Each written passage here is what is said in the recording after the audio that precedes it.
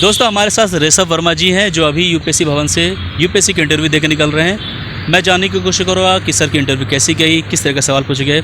Sir सबसे पहला सवाल कि क्वेश्चन किस तरह पूछे गए थे इंटरव्यू के क्वेश्चंस जो day to day related events चल रहे हैं इंटरनेशनल रिलेशंस में या फिर नेशनल इवेंट्स, उन पर ही क्वेश्चंस आए थे। फॉर एग्जांपल इंटरनेशनल रिलेशंस में रशिया यूक्रेन वॉर पे क्वेश्चंस थे और ज़्यादातर क्वेश्चंस तो जो डिटेल एप्लीकेशन फॉर्म रहता है उसके डिटेल्स पर ही थे। डैफ से पूछे जाता है, राइट? डैफ से किस तरह के सवाल पूछे गए आपसे? डैफ से जो पास्ट एक्सपीरियंस है उससे क्वेश्चंस आए थे। फिर उन क्वेश्चंस के जो फॉलो अप क्वेश्चंस बने उन पे आए थे। मोस्टली इंटरनेशनल रिलेशंस के ही क्वेश्चंस थे मेरे लिए में। तो मोस्टली जो क्वेश्चंस थे वो फॉलो अप क्वेश्चंस थे डैफ पे। इंटरनेशनल रिलेशन से किस तरह के क्वेश्चन थे सर?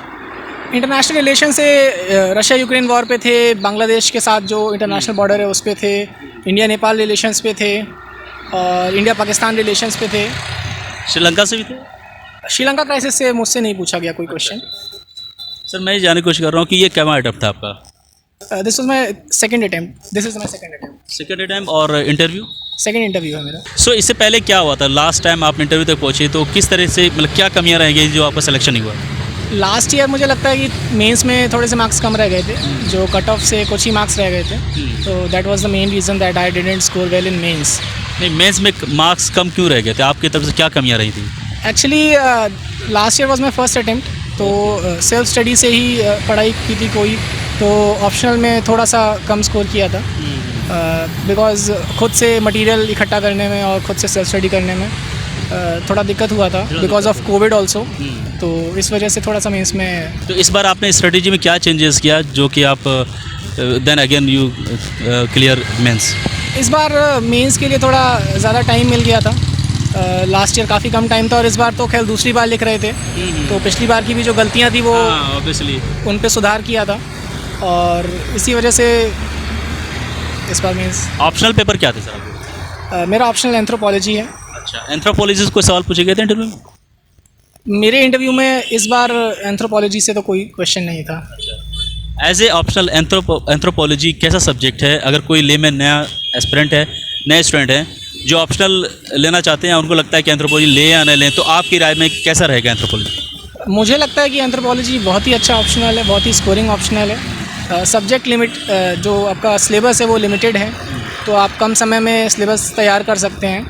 बहुत सारे ऐसे एस्पिरेंट हैं साइंस बैकग्राउंड के जो सब्जेक्ट्स लेते हैं और अगर कुछ अटैम्प्ट से नहीं निकल रहा है तो मैं कहूँगा उनके लिए ऑप्शन 2 एंथ्रोपोलॉजी बहुत अच्छा सब्जेक्ट है। एक साल में स्विच करके वो तैयारी कर सकते हैं एग्ज़ाम की और उसके बाद अच्छा स्कोर कर सकते हैं मेंस में। आपकी ग्रेजुएशन में कौन से सब्जेक्ट थे? मैंने ग्रेजुएशन केमिकल इंजीनियरिंग से किया है। तो केमिकल इंजीनियरिंग से डायरेक्ट आप एंथ्रोपोलॉजी में आ जाते हैं, तो क्या इंटरेस्ट क्या था एंथ्रोपोलॉजी? इंटरेस्ट एज सच तो मैं कहूँगा कि सब्जेक्ट का सिलेबस जो है वो अच्छा लगा, तो उसके अलावा ह्यूमन इवोल्यूशन इसके बारे में पढ़ना एक क्यूरियोसिटी होती है लोगों में जानने की, तो इसकी वजह से भी देखिए सब्जेक्ट जो एंथ्रोपोलॉजी है वो उसका सिलेबस छोटा है as compare to other optionals और सिलेबस बहुत डाइवर्सिफाइड है और अगर आप पेपर 2 में जाएंगे वो तो बहुत इंटरेस्टिंग भी है। तो ओवरऑल सब्जेक्ट बहुत अच्छा है और मार्क्स भी इसमें आते हैं मतलब हाँ, अब मार्क्स आ रहे हैं तो कह सकते हैं कि मार्क्स वाइज भी काफ़ी अच्छा ऑप्शन है। देखिए फर्स्ट अटैम्प्ट में तो खुद से ही आंसर राइटिंग, क्योंकि बहुत कम समय था, फर्स्ट अटैम्प्ट में बहुत ही कम समय था, तो ऑप्शनल के लिए भी खुद से ही आंसर राइटिंग की थी। और आपको क्वेश्चन पेपर लास्ट ईयर के मिल जाएंगे, पिछले साल के जो क्वेश्चन पेपर रहते हैं यूपीएससी किस तरह के क्वेश्चन पूछता है, तो आप उनसे एक पैटर्न निकाल सकते हैं कि किस किस एरिया से क्वेश्चन आ रहे हैं। कुछ एरिया से रिपीट भी होते हैं, तो आपको एक पैटर्न मिल जाएगा और जो क्वेश्चंस का लेवल होता है वो भी आप जज कर लेंगे अगर आपने पास्ट ईयर के क्वेश्चन पेपर उठाए हैं। तो मोस्टली मेरा फोकस यही था कि पास्ट ईयर के क्वेश्चन पेपर सॉल्व करूं और अगर उसमें अच्छा स्कोर कर रहा हूं तो जो प्रेजेंट करंट अफेयर्स कंप्लीट करके इस साल भी अच्छा स्कोर किया जा सकता है। अभी मैं वर्किंग हूँ उत्तर प्रदेश में। कहाँ पे हैं सर? मैं एज अ डिप्टी कलेक्टर हूँ अंडर ट्रेनिंग उत्तर प्रदेश में। यूपीपीसीएस में ऑलरेडी इनकी सिलेक्शन हुई भी है और now he is trying to get his position in UPSC और अभी ट्रेनिंग में है। तो सर ये मतलब एक पोजीशन ऑलरेडी आपको मिल गई, एक ट्रेनिंग में है, तो उसके साथ यूपीएससी की तैयारी करना कैसे मैनेज कर रहे हैं ये सब? एक्चुअली जब मेंस हुआ था तो उसी से थोड़े दिन पहले ज्वाइनिंग किया है मैंने, तो टाइम मिल गया था प्रिपेयर करने के लिए।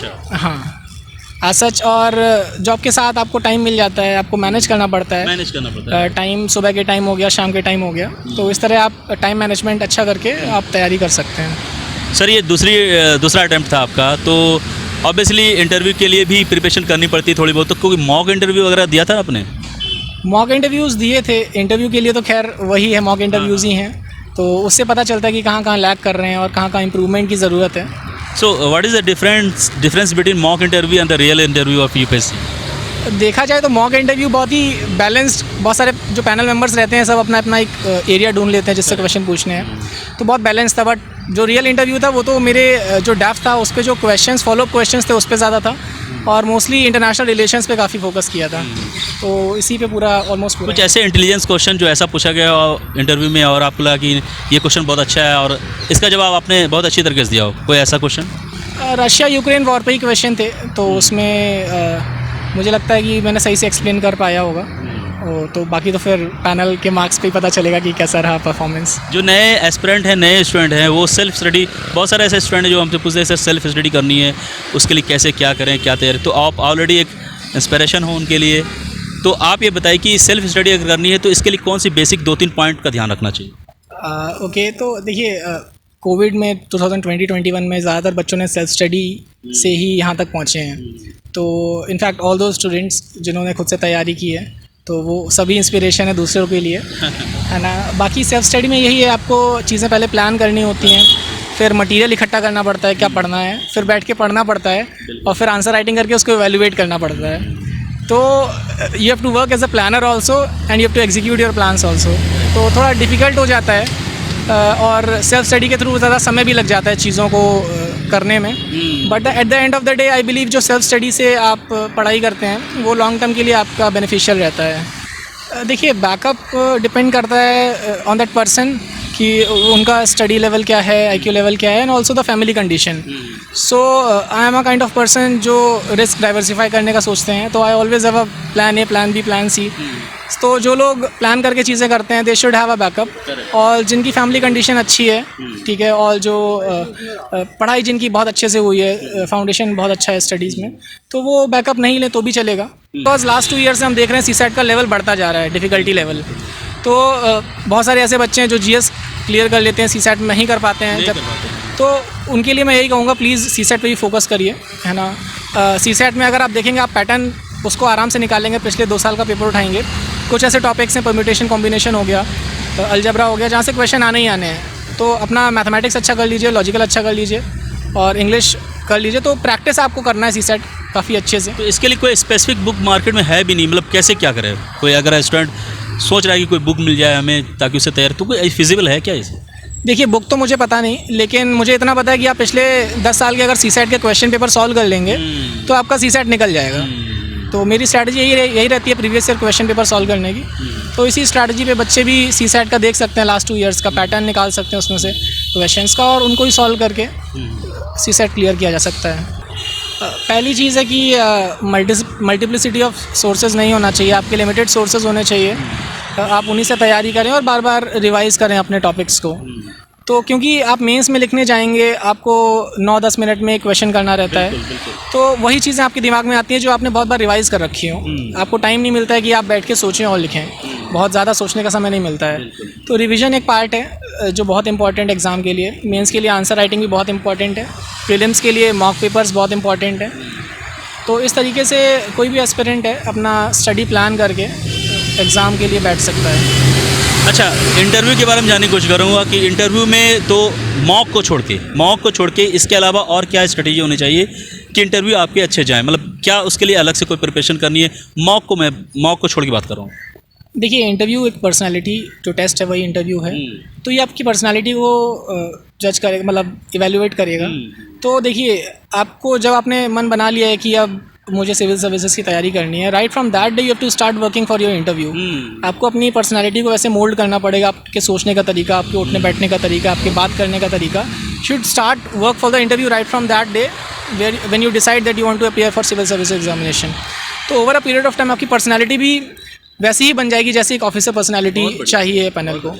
तो इंटरव्यू के लिए कोई अलग से वो नहीं चाहिए प्रिपरेशन, आप अपनी पर्सनालिटी को मोल्ड करिए शुरू से ही, और फिर जो डिटेल एप्लीकेशन फॉर्म है उसको अच्छे से भरिए और उस पर तैयारी करिए और फिर मॉक दे लीजिए, ताकि आप जो कंडक्ट रहता है इंटरव्यू में उस पर फोकस कर सकें, उस पर काम कर सकें। बहुत सारे ऐसे एस्पिरेंट हैं जो डिमोटिवेट हो जाते हैं, कभी कभी प्रिपरेशन कर रहे हैं बट फेल्योर आई तो वो हताश हो जाते हैं, परेशान हो जाते हैं, और मल्टीपल चीज़ें होती हैं एक्सटर्नल इंटरनल।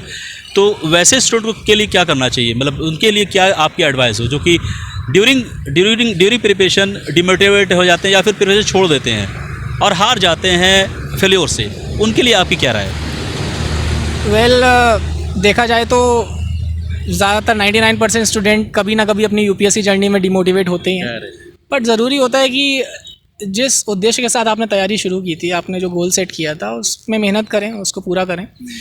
डिमोटिवेशन जो यूपीएससी की जर्नी है, वो आपका जो मूड है वो साइनोसॉइडल कर्व की तरह चलता रहता है, कभी आप मोटिवेटेड फील करते हो, कभी डिमोटिवेटेड फील करते हो, but at the end of the day आपको कुछ ब्रेक ले लेना चाहिए अपनी पढ़ाई से, थोड़ा रिजुविनेट हो जाना चाहिए, रिफ़्रेश हो जाना चाहिए और फिर से पढ़ाई में लग जाना चाहिए। Because UPSC is not a 100 metre race, it's like a marathon. So आपको बहुत लंबे समय तक निरंतर प्रयास करते रहना है। तो इस वजह से मैं यही कहूँगा कि डिमोटिवेशन अगर आता है तो एक नेचुरल प्रोसेस है, इसको नेचुरल प्रोसेस समझिए, ज़्यादा सोचिए मत, और डिमोटिवेशन की वजह से जो टेम्पररी एक चीज़ है उसकी वजह से कोई ऐसा डिसीजन मत लीजिए कि मुझे प्रिपरेशन ही नहीं करनी है।